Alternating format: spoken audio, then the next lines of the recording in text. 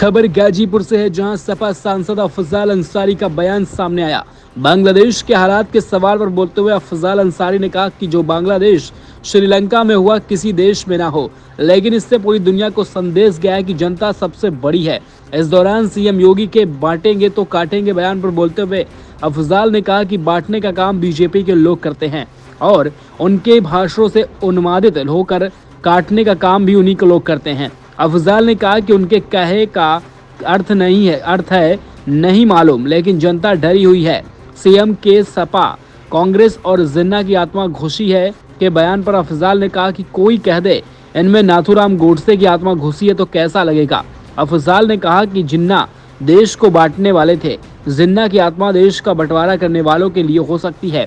अफजाल ने कहा यह सब कंट्रोवर्सी की बातें हैं, क्योंकि 10 सीटों पर हो रहे उपचुनाव की चिंता सता रही है। अफजाल ने सवाल उठाया कि जम्मू कश्मीर हरियाणा में चुनाव घोषित किया गया, लेकिन महाराष्ट्र छत्तीसगढ़ में चुनाव क्यों नहीं घोषित किया गया। अफजाल ने कहा कि देश में कानून व्यवस्था लगातार बदतर होती जा रही है। कोलकाता रेपकांड और ममता बनर्जी को देश जल जाएगा के बयान पर बोलते हुए अफजाल ने कहा कि हम कोलकाता रेपकांड की घोर निंदा करते हैं और हमारी मांग है कि दोषियों को सख्त सजा मिले, लेकिन देश में कहीं भी रेप की घटनाओं के दोषियों पर कार्रवाई में भेदभाव न हो। अफजाल ने बीजेपी पर निशाना साधते हुए कहा कि इन लोगों ने कहा था कि बंगाल को जला देंगे। ये लोग जला देने, बांट देने, काट देने, मिट्टी में मिला देने, ठोंक देने की बात करते हैं। इन सब डायलॉग पर इन लोगों को एक तरह से पेटेंट हो चुका है। मैंने एक दिन कहा था कि मैं उस सृष्टि के रचयिता से प्रार्थना निवेदन करूंगा कि जो कुछ श्रीलंका और बांग्लादेश में हुआ वो दुनिया के और किसी देश में न हो। किसी भी लोकतांत्रिक देश में चुनी हुई सरकार के लिए जनता का इस तरह से इस दौर में बागी होकर खड़े हो जाना, क्रांति का साक्षात रूप सड़कों पर उतर जाए, मालिक न करे किसी देश में ऐसा हो। लेकिन दुनिया में ये एक पैगाम तो गया कि सबसे बड़ी ताकत जनता है, चाहे वो बांग्लादेश में और चाहे वो श्रीलंका में और चाहे इससे पहले और जितने देशों में हुए। मिडिल ईस्ट में लीबिया था, वहां भी इसी तरह की व्यवस्था थी। लीबिया में हुआ है, बहुत से देशों में इस तरह की परिस्थितियां हैं। मालिक न करे ऐसा हो। ऐसे में तो योगी जी ने जो बयान दिया कि बांटेंगे तो कटेंगे, इसका क्या अर्थ निकाला गया? उन्हीं से पूछिए।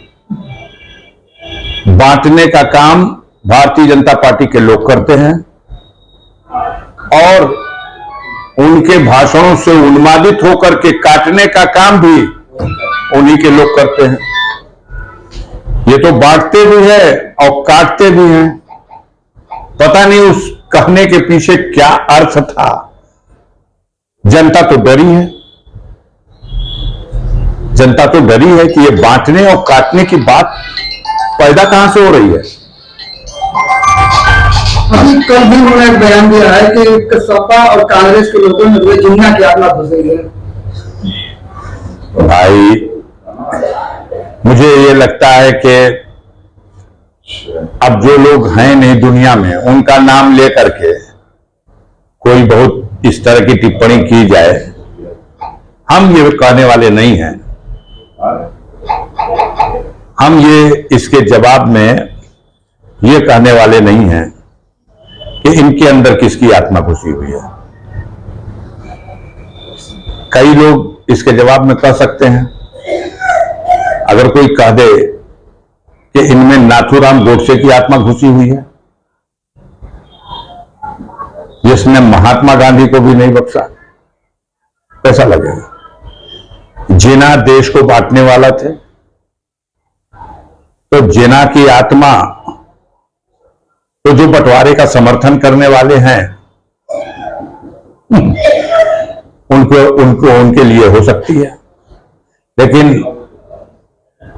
जो बंटवारे का समर्थन नहीं करने वाले थे, जो देश को, भारत मां को गुलामी की जंजीरों से आजाद कराने वाले थे, जो महात्मा गांधी के नारे पर करो या मरो अंग्रेजों भारत छोड़ो का नारा देने वाले और उसके समर्थन में खड़े होने वाले लोग थे।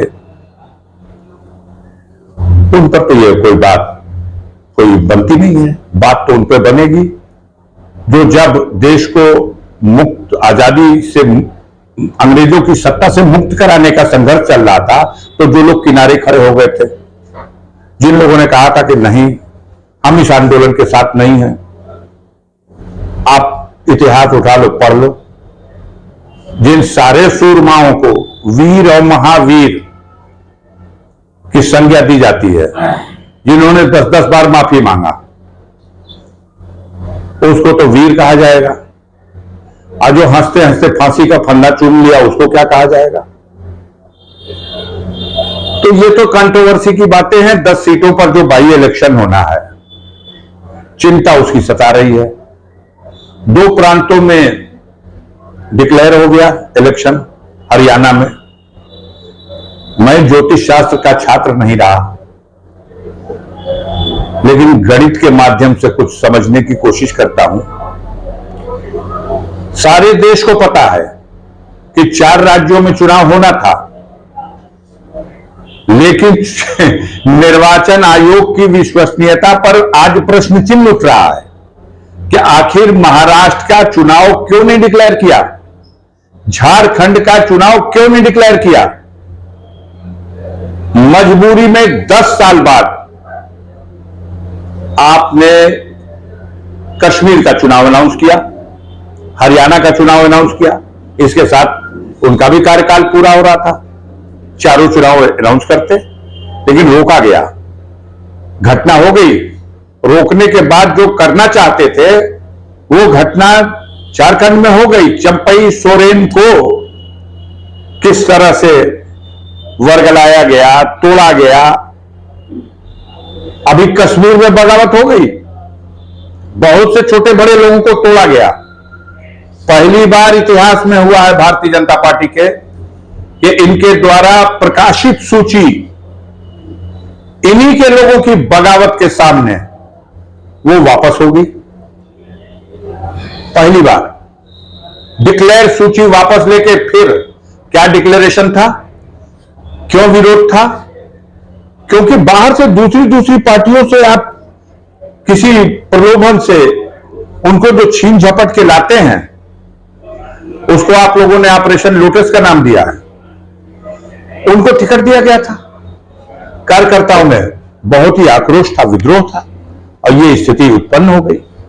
तो बहरहाल देश ऐसे वक्त से गुजर रहा है जब आप देखिए चुनाव के बाद से पूरे देश में कानून व्यवस्था की स्थिति बद से बदतर हुई है। ये भारतीय जनता पार्टी की सरकार में